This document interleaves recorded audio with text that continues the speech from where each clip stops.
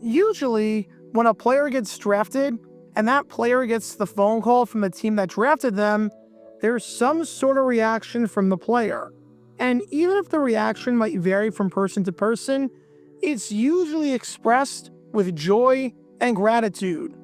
It's a reaction where the player is crying on the phone, recognizing that their long wait is over and that they are finally going to be playing in the NFL and will be achieving their childhood dream. It's a reaction where the player might be a little nervous and might not know how to respond, partly because of the emotions and partly because they have no idea who's on the other end of the line. It's a reaction that might be very professional, where it's just the player saying yes sir to a bunch of different people as the phone on the other side gets passed down the room to different members of the organization. Different players react in different ways to being drafted, but whether they're soft-spoken or emotional or all business or anything in between, these players usually show some form of happiness, and you can tell that they're excited that the process is over and they can play in the NFL. So what if I said that there was a phone call that went so badly that the team in question decided not to draft the player in question?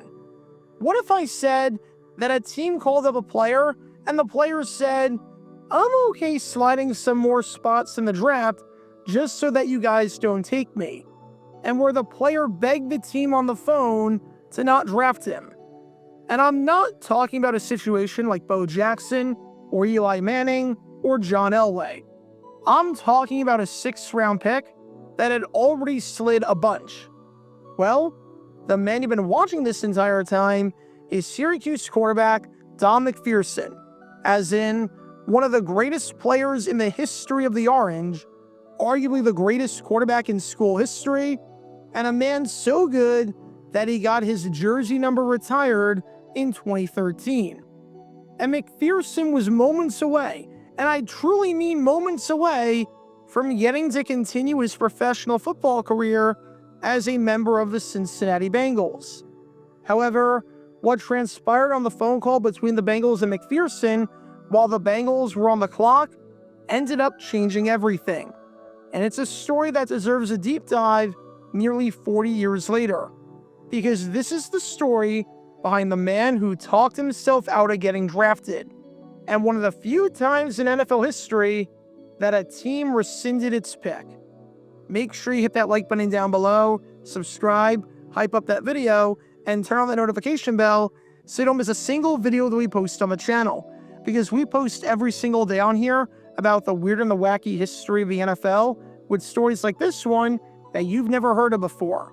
So if you like that sort of stuff, then this is definitely the place for you. Thanks in advance for liking and subscribing, and for hyping up the video, and for helping us grow this community. And with that in mind, let's talk about the quarterback who continued to slide back in the draft. But before I get to what exactly transpired on draft day, we need some context to understand just who this man right here, Don McPherson, is, and how good of a player he was in college. When people talk about the greatest Heisman robberies of all time, one of the years that always seems to come up in the conversation is 1987, when Notre Dame wide receiver and future Hall of Famer Tim Brown ended up getting the award. The man that many people thought deserved it was none other than Don McPherson, who was absolutely sensational with Syracuse. Outside of Syracuse's undefeated season in 1959, where they were declared national champions, 1987 was the greatest season in the history of the Orangemen, as they ended the regular season undefeated and finished the year 4th in the AP poll after tying Auburn in the Sugar Bowl. And while there were many reasons that the Orangemen were great that season, the main one had to be the play of their quarterback, who was a true dual threat.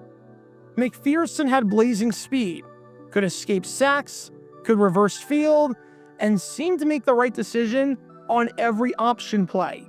But he also had a cannon of an arm and threw a tight, beautiful spiral down the field on deep balls. In 1987, McPherson threw 22 touchdown passes, which was the second most in all of college football. and only trailed Todd Santos out of San Diego State for the top spot.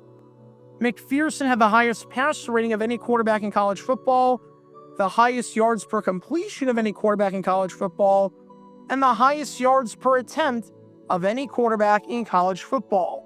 And in 1987, he won just about every award under the sun not named the Heisman, winning the Maxwell, the O'Brien, and the Unitas, and being named a unanimous All-American.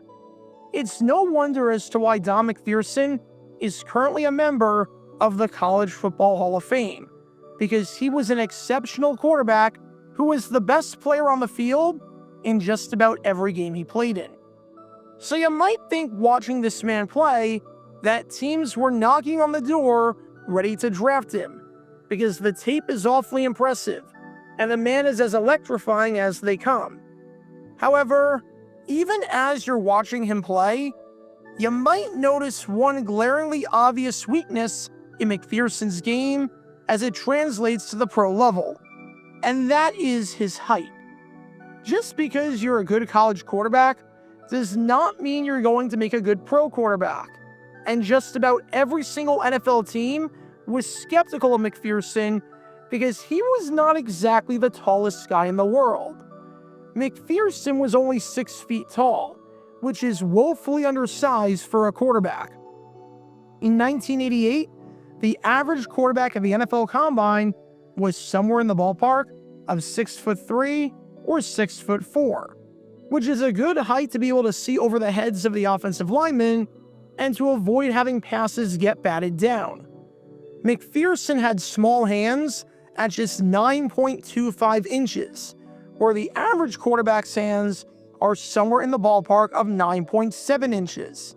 This makes it a lot harder to grip the football. On top of that, McPherson was only 180 pounds, which is unusually light for a quarterback. If you're getting sacked at full speed by 300-pound NFL defensive linemen, good luck bouncing back from that. If you're using a relative athletic score to determine the traits of McPherson, his size comes out to be very poor, to the point where it's not just a red flag, but rather redder than the flag of the Soviet Union. For some perspective, Diego Pavia is roughly 30 pounds heavier and has significantly bigger hands than McPherson, and he's considered to be woefully undersized. If McPherson was simply 2 or 3 inches taller, then maybe we'd be talking about him differently. But with his size, there was no way he was going to be able to play quarterback in the NFL, as guys succeeding at that level at his size are the exception to the rule.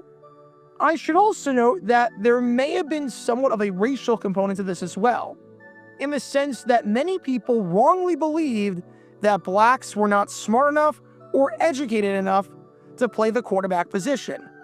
Yes, Doug Williams just won Super Bowl 22 a couple of months prior to the draft, becoming the first black quarterback to win a Super Bowl as a starter. But there were many such instances before this of players, despite being really good in college, being forced to switch positions to more traditionally black positions like receiver or cornerback, or having to play elsewhere to prove that they belonged in the NFL as a quarterback. Heck, Warren Moon, despite playing out of his mind in college, did not get drafted and had to spend nearly a decade in Canada as arguably the greatest quarterback in CFL history before NFL teams would take a chance on him. So just keep all of that in mind when I'm talking about McPherson. Black quarterbacks were very much the exception to the rule in the 1980s. And even though race wasn't even close to the only reason why scouts were skeptical of McPherson's ability in the NFL, it definitely didn't help matters much. And now, that takes us to the 1988 NFL Draft, which was extremely light on quarterbacks.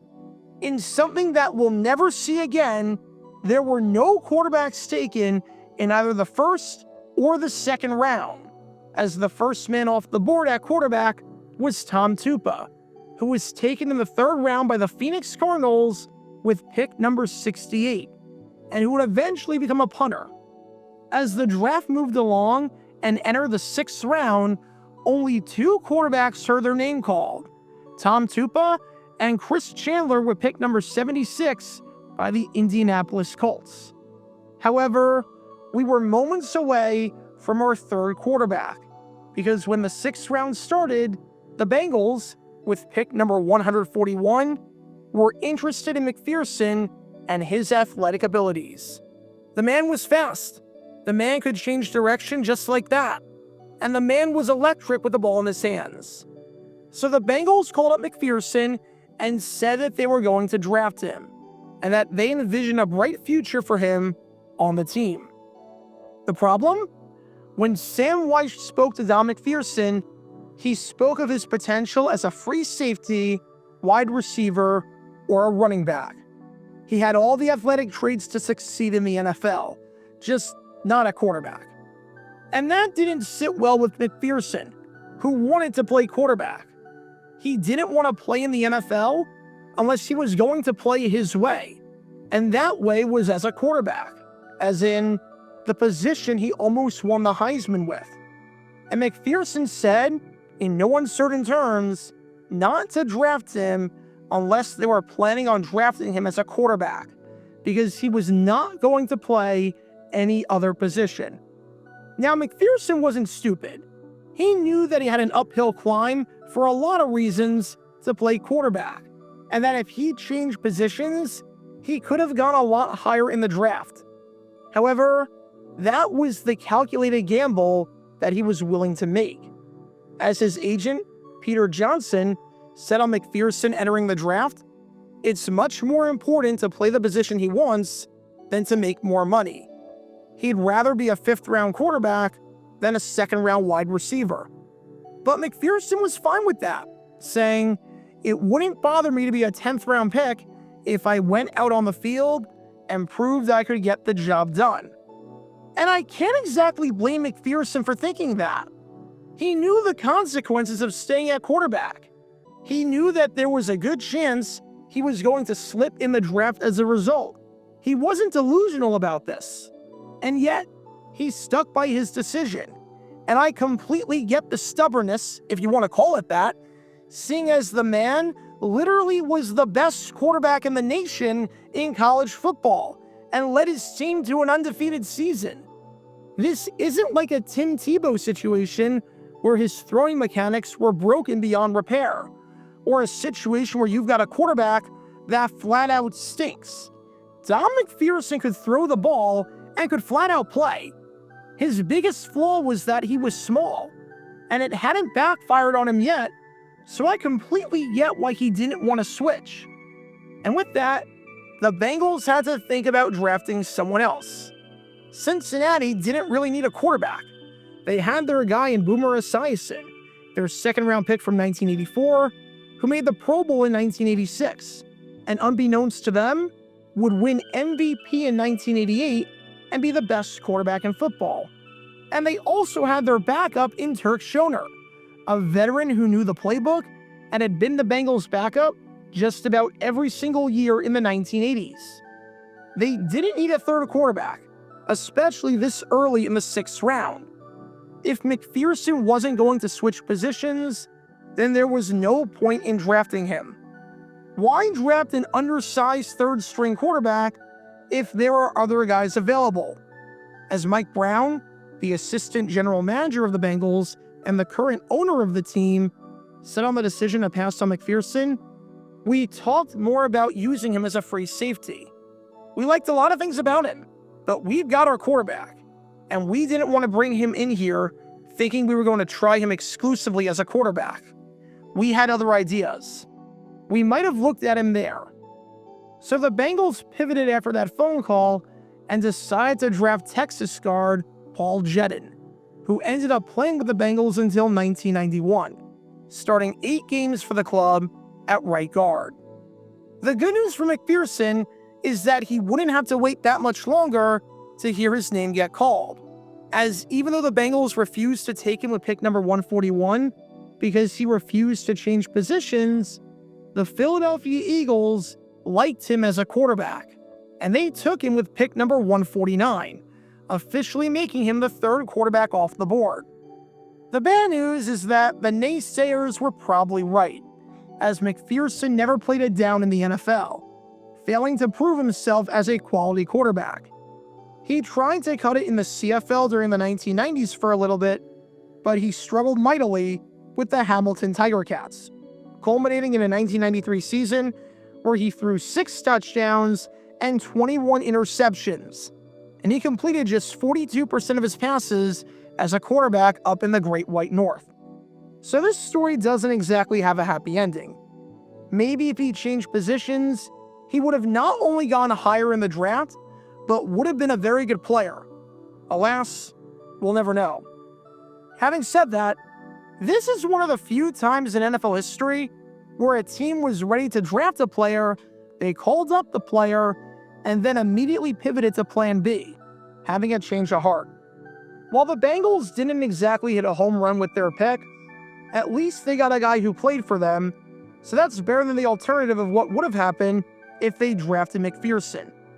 But it goes to show you that nothing is official until it's official. Because in 1988, had it not been for a phone call, we would have had Don McPherson trading one shade of orange at Syracuse for another in Cincinnati. Check out our live streaming schedule for the next few days. We're live every single day on this channel, whether we're covering a sporting event or playing GeoGuessr or just taking your requests. So make sure you like and subscribe and turn on the notification bell so you don't miss a single time that we go live and so that you can join this community. Also, thanks to all our members and our Patreon supporters who get exclusive perks like their name at the end of each video, members-only Q&A streams, and cool emojis to use on videos and during streams. See how you can join this community and become a member or a Patreon member by clicking the link in the description below.